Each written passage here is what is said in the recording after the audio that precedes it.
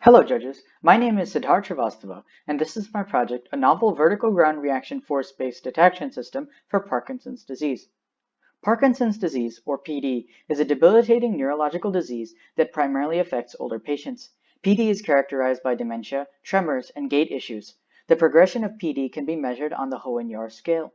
PD is the fastest growing neurological disease in the world, with over 60,000 new cases each year in the United States. In addition, PD has increased in prevalence across the developing world, where access to trained medical professionals and equipment is limited. Current PD diagnosis techniques involve a wide battery of tests conducted in medical facilities. While early diagnosis in the developed world is common, the developing world lacks precise methods for PD diagnosis. This study aims to design, build, and test a Parkinson's disease evaluation framework based on vertical ground reaction force, or VGRF data from human gait. VGRF is a marker which characterizes the force applied by the ground to the foot during gait. VGRF analysis can reveal many features of gait, including abnormalities. The engineering goals for this study were to construct a prototype of a sock wearable to collect VGRF data from gait, to write an application to read and display the VGRF data, to train a machine learning model to accurately predict healthy and affected patients based on VGRF data, and to modify the machine learning model to classify patients based on the Hohenn-Yahr score of their Parkinson's disease. Here are the materials I used in the completion of this study. And here's the equipment list of what I used in this study. The first component of this project was the Arduino sock wearables.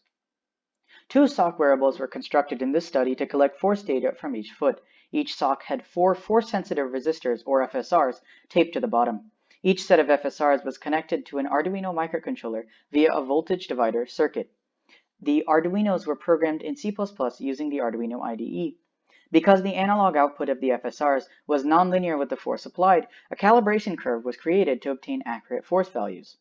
FSRs were placed under 13 different force loads, and a quadratic regression was performed to calibrate the sensors. The calculated force values were transferred between the Arduinos through two NRF wireless transceiver modules. Finally, one of the two Arduinos collected all the force data from both socks and wrote it to an SD card. The Arduino circuitry was mounted on a 3D printed backing and wrapped around each sock using Velcro. The sock is very easy to use. Users wear both socks and press a button to initiate data collection. They walk normally for 40 seconds. Finally, they take out the SD card and insert it into a computer for reading.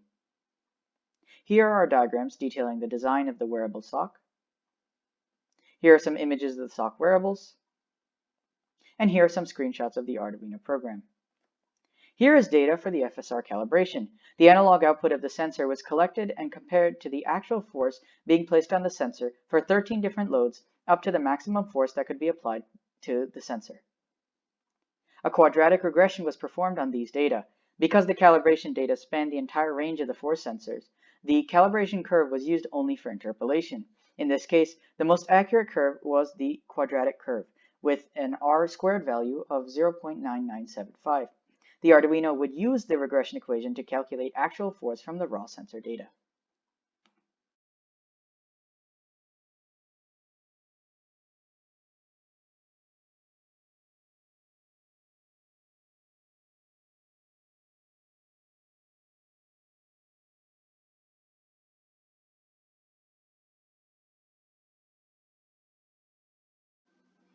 The second component of this project was the desktop application.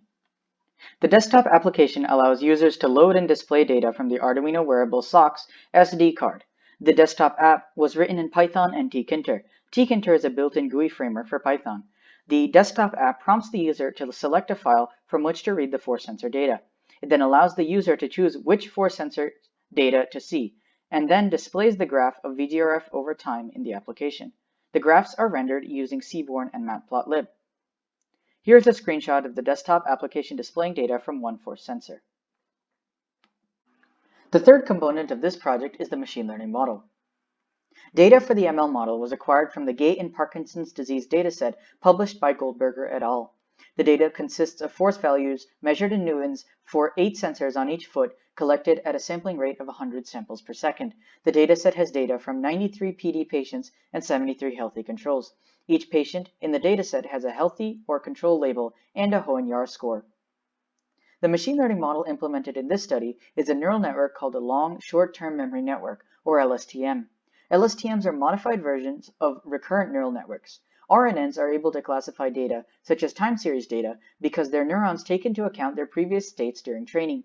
However, they suffer from a vanishing gradient problem, where previous states progressively lose their effect on the output of neurons as training progresses.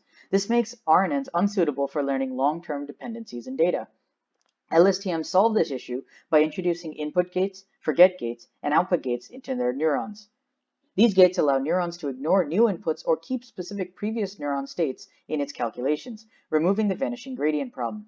An LSTM network was chosen in this project because of its ability to learn on time series signals with long-term dependencies. VGRF gate signals show temporal dependencies during the various parts of the gate cycle. The neural network was written in Python 3.7 using Keras and TensorFlow.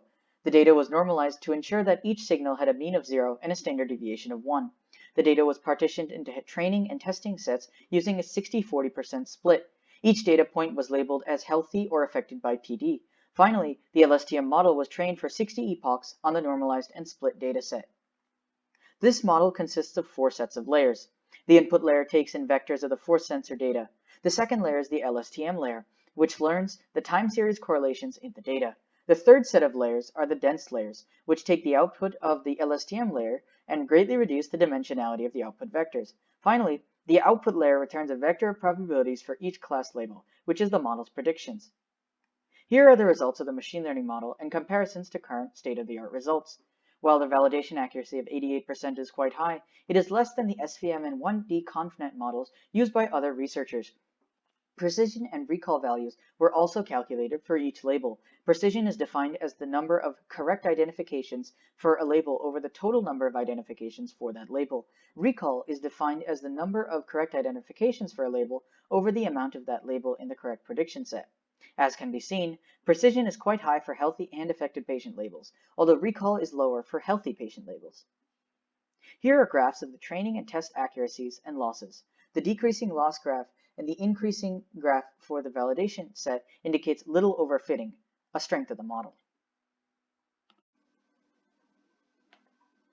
Out of the 4 engineering goals, the first 3 were met. Unfortunately, the ML model was not adapted to classify patients by Hoehn-Yahr score. Overall, this study showed the promise of using VGRF to detect PD. The feasibility of collecting force data and classifying it using machine learning with a relatively high accuracy was demonstrated. However, a few challenges remain. The ML model is comparable to many current approaches, but is not completely state-of-the-art. In addition, the ML model was not fully integrated with the Arduino VGRF collector. The ML model training data had 8 different force signals from different parts of the foot. However, the Arduino collector only collects sensor data for 4 of these locations due to cost and space constraints. Thus, the Arduino data could not be fed directly into the ML model. Many future prototypes and products can be built upon this system. For the wearable, the circuit for the force sensor data collection could be shrunk to a single PCB to make it smaller and more usable. The ML model can undergo further hyperparameter tuning to increase its accuracy. Different ML approaches suitable for time series classification, such as echo state networks and CNNs, can be used. In addition, the ML model could be used to try and classify PD at different stages, opening up the possibility of early detection. Finally, the app could integrate the ML model, allowing patients and doctors to see predictions based on the data collected by the Arduino. Here is a list of assumptions I made during this project. I assumed that the loads for the FSR calibrations were placed completely on the sensors for accurate measurements, that the Arduinos were fully functional and read accurate values from the sensors, and that the force values in the dataset were accurate and correctly correlated with each patient. Finally, here's a list of my sources. Thank you, judges, for taking the time to listen to my presentation.